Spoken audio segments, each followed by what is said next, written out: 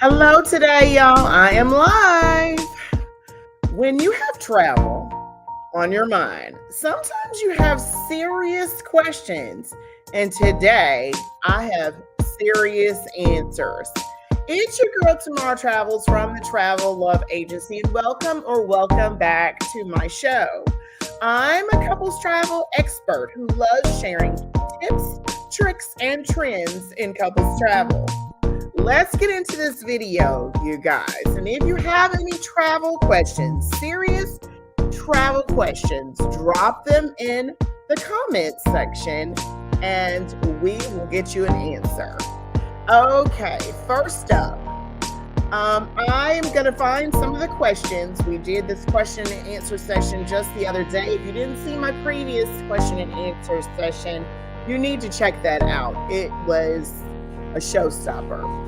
Okay, so here we go. We got some questions today. I've taken these questions from my Facebook, my Instagram pages, and if you have any you want to add, definitely add those so we can talk about them. Okay, will travel be cheaper in 2023? Well, it depends on what cheaper means. In comparison, if we're comparing it to 2022 and before, it's going to be more expensive. Simply because during the pandemic, travel prices went down for good reason. We were trying to attract new people to travel, and there was very few planes in the air. So, will travel be cheaper in 2023? I'm going to say no, but it's January and we have a plan. We're going to put money away and create a plan to make certain you get to travel this year. Okay. If I'm lost on a trip, how do I find my way? Well, this is a great question.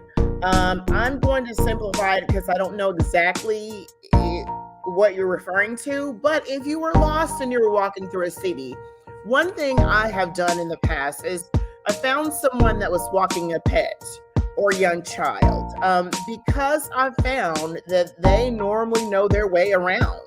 If they're walking a child in a stroller or something like that, that's a neighborhood they're very familiar with. So find someone walking a child or a pet and ask for some directions.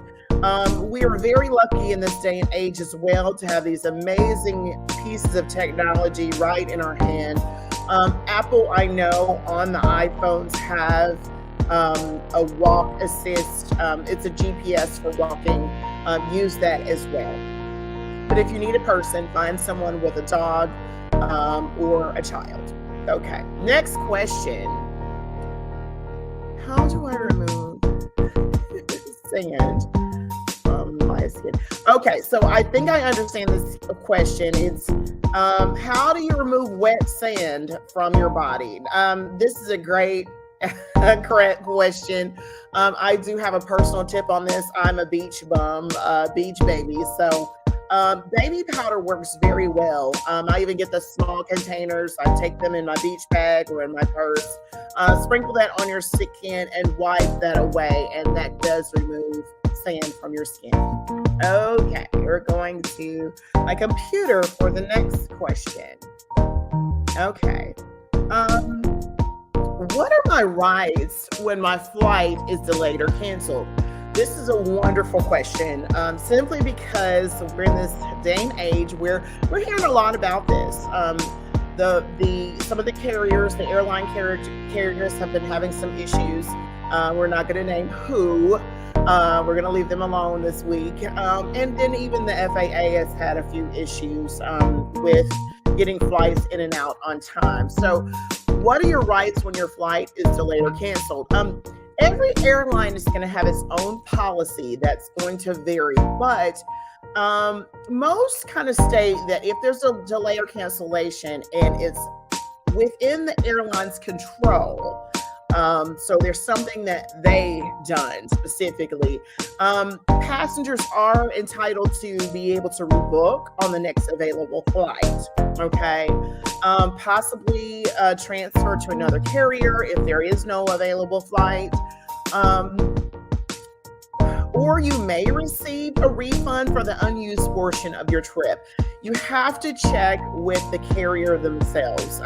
What I always tell clients or advise clients of is that we look at that information first before we even book a flight. Carriers don't change their policies often, but we want to make certain we're covered on that end. Some airlines will also provide like a meal voucher, a hotel stay, or ground transportation at their discretion if it's their fault. Okay, so I hope that answers your question. Okay, what do we have next? We have one here. What will happen if I had no cell phone service, but I want to be tracked? Okay, this is great. In all the murder mystery programs nowadays, we know that cell phones can help find us if there is a problem, which we hope and pray that nothing ever happens like that. But from what I understand, if you turn your phone on and off, that becomes a tracking device for bouncing off of the towers. And the phone company is then able to find you a little bit better if it were coming down to that. So we hope that never happens, but if you have no cell service, but you want to be tracked, you're going to turn your phone on and off, which is a great tip for anyone who's traveling. Okay.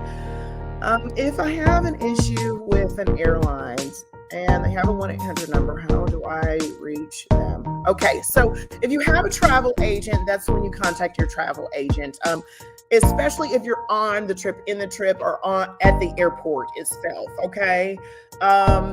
Most airlines, and I'll share this with you, they have a Twitter representative, and you can reach any airline via Twitter.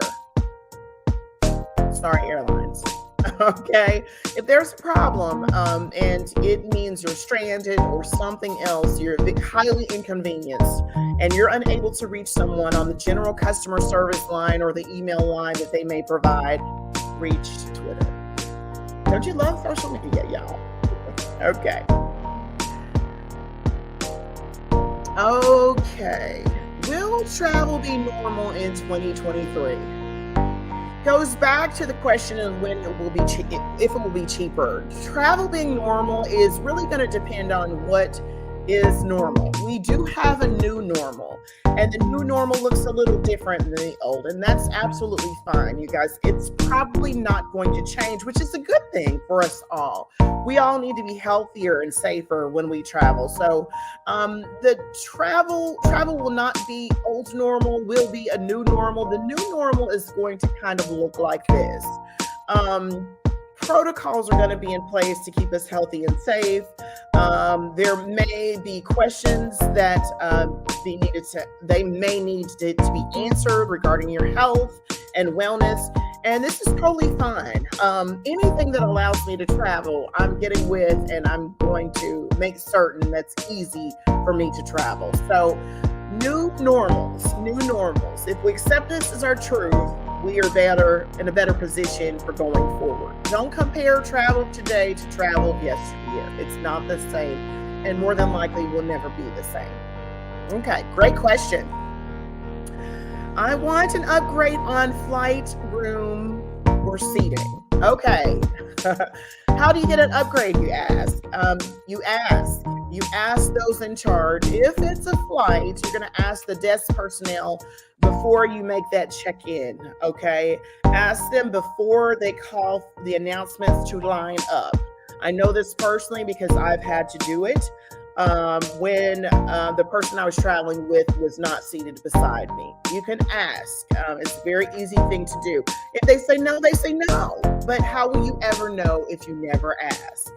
As far as rooms, hotel rooms or resort stays, those kind of things, resorts are going to be a little bit more rigid because they've already pre-planned for everyone to be in a certain room on an allotment.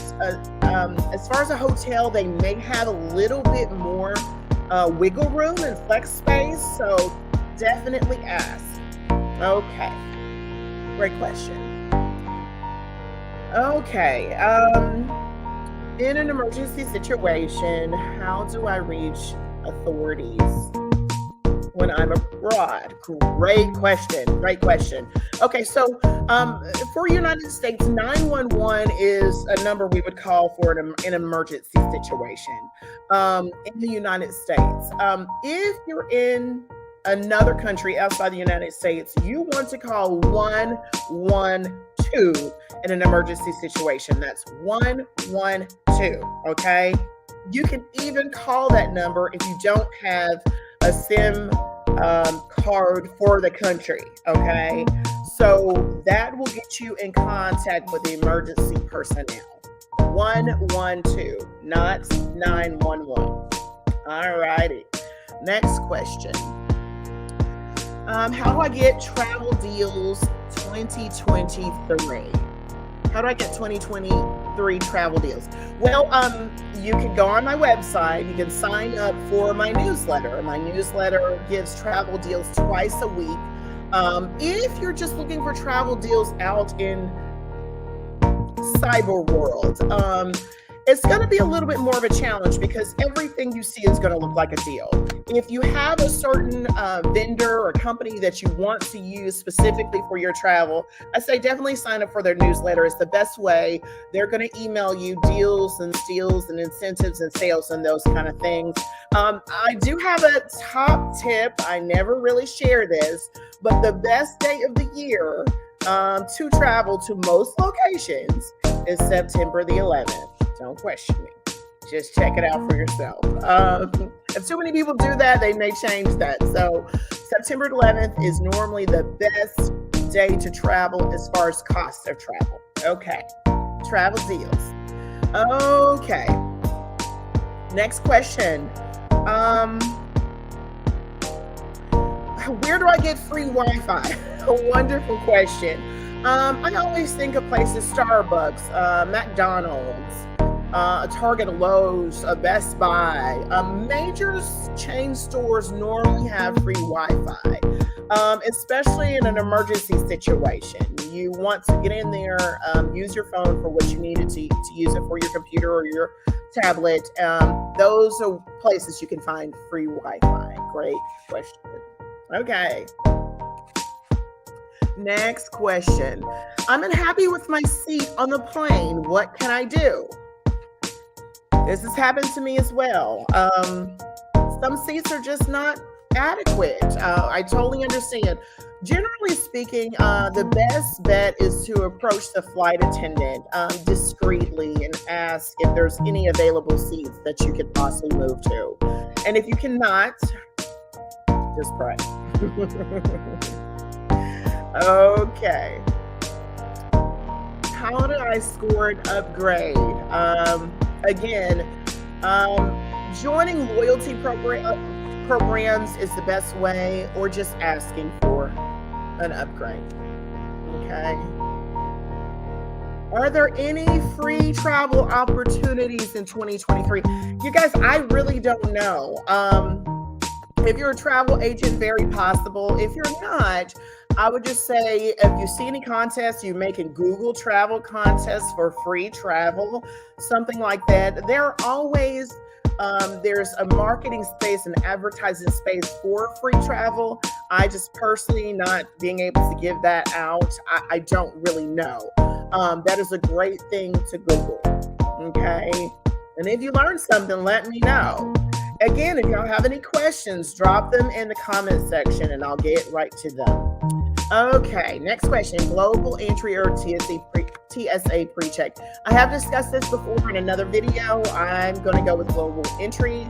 It's $100. You just get a little bit more with it. Especially if you're traveling abroad.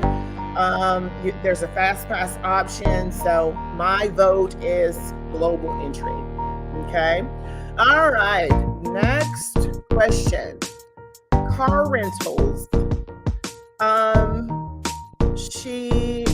The question is, I'm unable to find car rentals. All of them are sold out around the holidays. What do I do?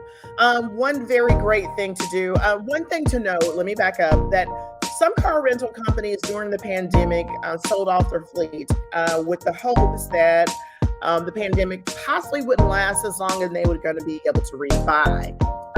The problem with that is that there was a compressor, a chip issue with car manufacturers when the pandemic came. So cars were not readily available for these companies to buy. Long story short, rent a Turo, Turo.com, Turo.com. It's peer-to-peer car rental service. So you would be renting someone's personal vehicle, similar to an Airbnb for cars. Okay, next question. That was a great one. Can I travel if I recently had COVID-19? Wonderful question. Yes, you can travel once the isolation period has ended and you've tested negative for COVID-19. Now, I'm no physician and I do not work for the CDC. The most updated information regarding travel and COVID can be found at the cdc.com, .gov website, CDC website. However, I will say that if you've recently had COVID and you've ended your isolation period or you've tested negative, you still want to wear a mask just to be on the safe side, especially if you're indoors in a cramped area or around others. That's my best advice, and I'm sticking to it. Why do I need to turn off my electronic devices before I board an airplane? We talked about that in a previous video as well, and I'll link that video somewhere through here. We've been taught it's the fear of interference from portable devices and an airplane's electronic system. Those systems are very sensitive, so we really don't know how all these devices connecting and disconnecting and connecting can interfere with that. So to be on the safer side, flight attendants and pilots would suggest that you turn off all electronic devices while taking off and landing. Hope that answers your question.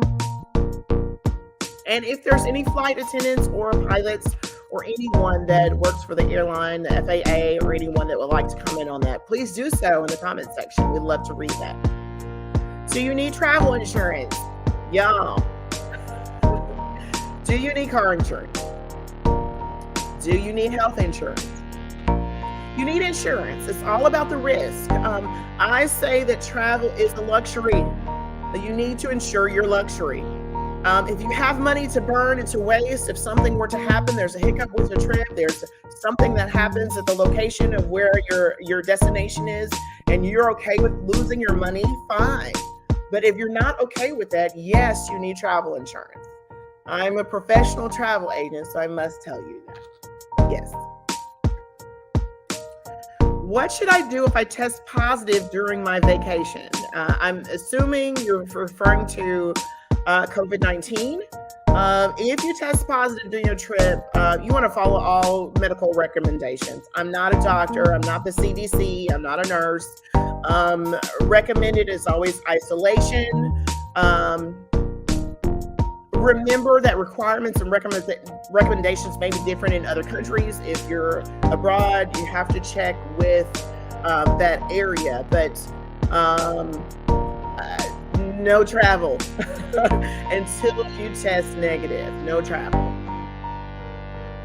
Wearing a mask, definitely. Anything else a nurse, a doctor, or physician would love to add to this, put it in the comments. Okay, moving on. Next question. This is a great one. Can you bring alcohol on a plane in your carry-on? Now, check with your airlines and all of their rule page. But I have been told once before that if it's 3.4 ounces or smaller, that answer is a yes. Check with your carrier. Okay. Next question. That was a great question, by the way. I love that. Y'all got some good questions. I certainly appreciate it. What happens if there's a sick passenger on my flight? So Um, Flight attendants and pilots must report all illnesses to the CDC, from what I understand, before arriving to a U.S. destination. Um, if that disease is contagious, it's a CDC mashup thing. You will have to check with them. I always say make sure the airline you're flying on, and this is just a tip, that they have your current contact information when you book your ticket, so that you may be notified if you're exposed to someone who's sick. Okay. But I think it's always reported and definitely notated somewhere. I'm not for certain exactly how that goes. That is a great question, and I'll answer it on my next live. I'll ask a flight attendant. Okay. Can traveling on a cruise increase my risk of getting COVID-19? Y'all, again, I'm not a medical professional. I hold no medical degree, but I'm going to say yes, simply because the chance of getting COVID-19 on a cruise ship is high because of how the virus spreads, being close quarters. Would I suggest against taking a cruise? Absolutely not. I always say, if you're not up to date with your COVID vaccine, or if you have a high risk, regardless of your vaccination status, maybe a cruise may not be for you. Okay. This, you have to check with your daughter, not your daughter, your doctor, to make sure. That is a great question for a medical professional. But in general, I can say yes. Okay, I'm packing for multiple clients. Climates, I think she means. I'm packing for multiple climates. Okay, tips. So one of the tips I would say is start with a packing list. A list. If you're multiple different climates, you want to make sure you have a layered effect. A lightweight pant with possibly something you can wear underneath, a hose, a stocking, something. A dress that can be layered, a lightweight sweater, a lightweight jacket that maybe has inside levels to it, like a North Face or something like that. A shoe, a sneaker is always great for multiple climates. You have to think about how you get the most functionality out of your clothes. You want to make sure you're bringing things that have dual purposes and that can be layered. A scarf is always nice, whether you're coming from a cold weather going to a warm weather climate. A scarf is very nice for that. Packing gurus would probably tell you to layer, layer, layer, and get the best full use out of every item that you pack. Okay? Great question. How do I manage language barriers? Wonderful. I use Google Translate, especially for menus. When I'm not so certain that I want to try something different that's native, I don't want to ask the waiter or waitress to change it, to Americanize it. I need to figure out what's in it. Google Translate and other translation apps are best for that. Or you can always learn a language. What are some of the problems of long distance travel? Some of the main problems of long distance travel, I can say this for myself, jet lag, number one. The time difference, especially when you're, we'll say in a central time zone and you're going to, we'll say the Mediterranean. That's a big, huge gap of time difference. It's 6 to 8 hours in difference. So jet lag is huge. Another thing is just circadian rhythm. Your rhythm that your body normally naturally wants to rest and go to sleep at night. Your body naturally waking up in the morning time and then being in a location that is totally different or opposite of that can be a pretty big disturbance. A couple other things that some people have issues with is dehydration, fatigue, and just this sheer change in their diet. So dehydration, if you're not properly hydrated before your flight, during your flight, after your flight, that can kind of create soreness of your body, just brain fogginess, dry throat and tongue. It's very uncomfortable, so stay hydrated. Fatigue is very normal, especially when long distance travel is involved. You're not moving, your body is not moving the way it normally would, especially if you're on a train or on a flight or something like that. So that's pretty normal. And diet is really a disturbance as well, because when you go to a different place, you may not eat as healthy as you normally would at home, or you may not have the same level of fruits and vegetables and balance that you normally would at home. I always take my vitamins for that reason. Okay. Hope that answers your question. That's a great question. Travel sickness. How do I deal with travel sickness? So travel sickness or motion sickness, pretty much the same. I say limit the stimulation. If you're, we'll say for instance, on a plane, really you can't get off, but maybe booking your plane, if you know you're sensitive to motion sickness or travel sickness, maybe booking a flight that has several stops would help you along the way, especially if we're talking about international travel. Sometimes you can book a flight that may have 3 stops to it or 3 layovers. That gives your body a chance to kind of recoup and limits that stimulation. Also, another technique is distraction. Distract yourself from what you're feeling or what's going on. Prayer, meditation, listening to music, those kind of things will really help along the way. Fresh air and just really, again, staying hydrated, you guys. It's a great question. Thank you so much. These questions are great, y'all. I am still waiting on more. If you have any questions you want me to answer, I'd love to. There's so many questions people have about travel, and sometimes they're just afraid to ask. They're afraid of looking like they just don't know. But the facts are, y'all, sometimes you just don't know, especially if it's something you never experienced before. So we have a couple more questions. Let's get into it. Do I have to wear a mask on a plane in 2023? Great question. Great. While wearing a mask is totally voluntary, there's no requirement to wear a mask anymore. So some airlines I've noticed will still encourage you to wear a mask, like they'll pass them out as you get on the plane. But without that encouragement, you still find people that wear a mask, which is totally fine, especially if they have a high risk category, a child, an elderly person with different ailments, those kind of things. So every now and then I still wear a mask in flight, and I find it totally acceptable for me. Okay, we got one more juicy question. Travel groups in 2023. Okay, they didn't give much else, but I'm just going to mention that I am a couples group travel expert. Okay, so not only do I do couples travel, I do couples group travel. So if you're a couple and you would like the idea of group travel, we're going to several destinations this year. I will link my website in the description box. We have everything layered out there, and we would love for you to join us.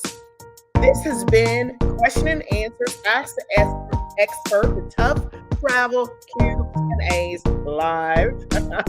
I'm not editing anything. I hope you all have enjoyed it. If you have any questions that I haven't answered or need some clarification on questions that I have, please drop it in the comments. Don't forget, y'all know what to do. If you like this info, subscribe to my channel for more soft life couples travel tips. Follow me, y'all. Like, comment, subscribe. Thank you so much for watching. Next time.